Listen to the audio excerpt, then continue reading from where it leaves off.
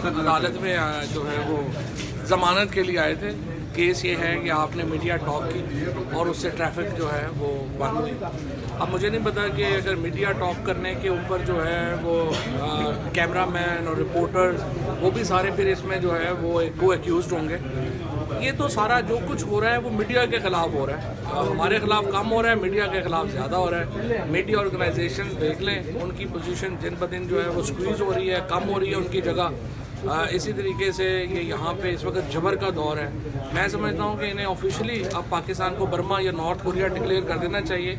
कल इंशाल्लाह हम जो रैली निकाल रहे हैं वो आइन और अदालतों से यकजहती के लिए है। हज़ारों लाखों लोग उसमें शरीक होंगे और बताएंगे कि हम अपनी अदालतों के साथ खड़े हैं, हम आइन के साथ खड़े हैं। अच्छा सर, आखिरी सवाल बता दीजिएगा कि इमरान खान साहब के ऊपर जो पाबंदी लगाई गई है, क्या ये आइन के कानून के मुताबिक लगाई गई है? इमरान खान के ऊपर जो पाबंदी है आइन और कानून का मजाक उड़ाने के मुतरादिफ है और मैं मीडिया एसोसिएशन और ऑर्गेनाइजेशन से कहता हूँ वो आगे आएँ और इस पाबंदी को चैलेंज करें।